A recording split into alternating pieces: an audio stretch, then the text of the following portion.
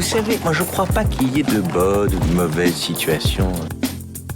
Mais sire! Un sarrasin dans une chariote du diable! I'll be back. Un gosse qui est né dans une étable à Bethléem, franchement, tu crois que ça va changer la face du monde, quoi? Bonjour à tous et bienvenue dans ce nouveau numéro de votre rendez-vous hebdomadaire consacré au cinéma. C'est tous les jeudis soirs, je m'appelle Émeric et je vous retrouve pour parler de l'actualité ciné avec 5 infos que j'ai soigneusement sélectionnées pour vous. Puis je vous conseillerai à la fin de cette émission un film que vous pourrez regarder de chez vous, à défaut bien sûr d'avoir des salles de cinéma ouvertes. Alors sans plus attendre, passons tout de suite à la première info. Pour débuter, on va parler du prochain film Matrix, ça sera le 4e opus puisqu'on a déjà eu droit à une trilogie réalisée par les sœurs Wachowski, et ce prochain Matrix s'intitulera The Matrix Resurrection.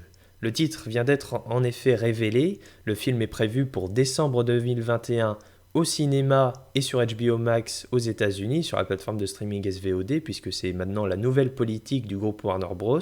Qui sort aux États-Unis les films à la fois au cinéma et en streaming digital. Évidemment, ça favorise le téléchargement illégal. C'est pas la meilleure des choses à faire, surtout dans l'industrie du cinéma actuellement. Mais on va pas parler de ça maintenant parce que voilà, ça va m'énerver sinon.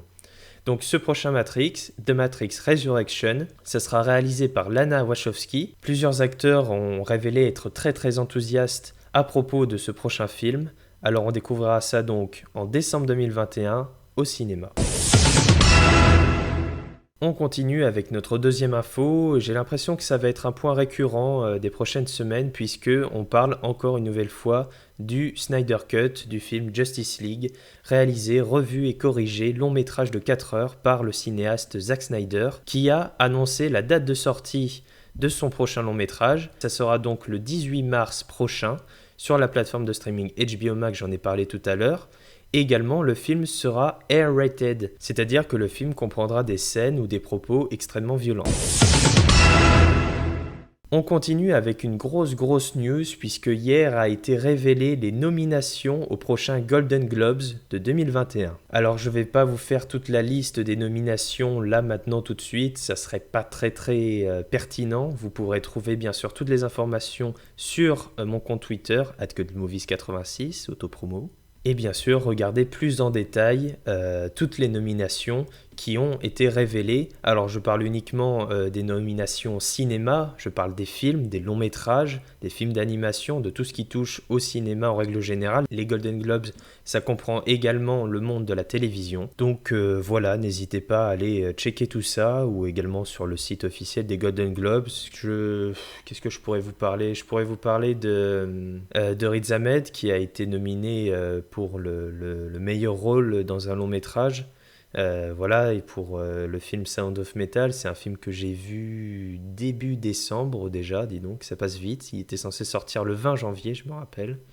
Et donc voilà, très content pour ce film et pour Riz Ahmed qui est un acteur formidable.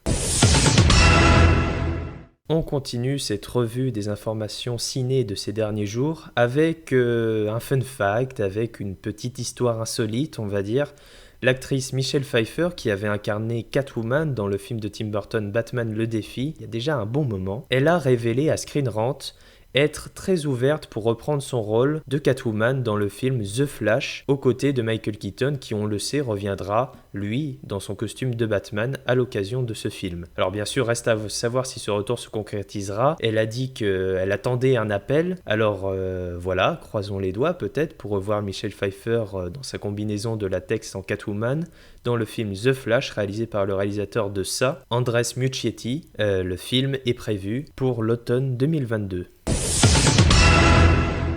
Cinquième et dernière info de cet épisode, je vais vous parler d'un film qui sortira au cinéma le 15 septembre 2021, si tout va bien sûr. Il est réalisé par Yann Gozlan et ça s'appelle Boîte Noire. Alors Boîte Noire, c'est produit par Studio Canal, c'est avec Pierre Ninet ou encore André Dussolier.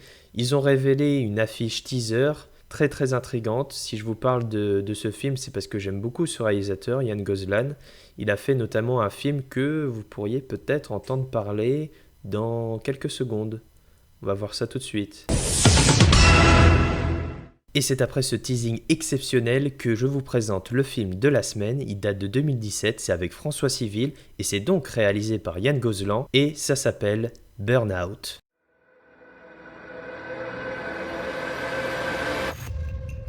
Pourquoi tu m'as rien dit? Et pour combien?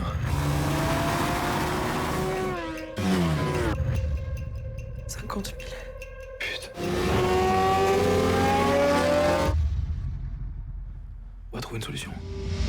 Alors Burnout, ça raconte l'histoire de Tony, incarné par François Civil. C'est un pilote de moto qui va être pris dans un engrenage, dans une spirale infernale et contraint de faire des go fast en pleine nuit, donc de faire passer de la drogue d'un point A à un point B pour sauver son ex de truand qui s'est empêtré dans une sale affaire. Et là, sa vie va basculer, il va se retrouver dans une situation impossible, au bord de la déprime.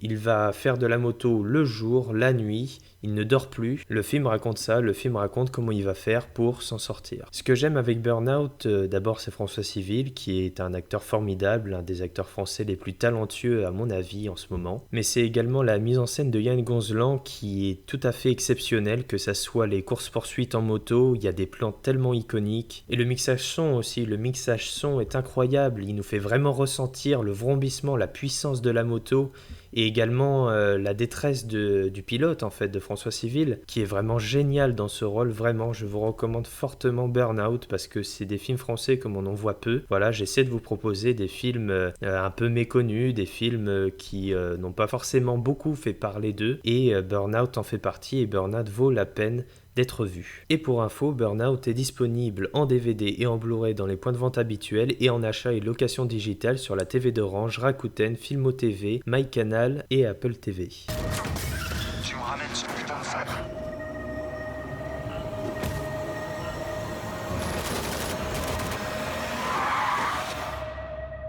Et voilà, c'est ici que je vous laisse. En attendant la réouverture des cinémas, vous pouvez regarder Burnout, regarder des films de chez vous.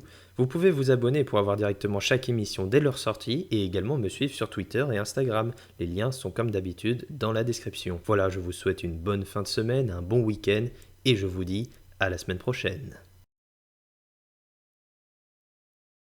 On a repoussé les limites là.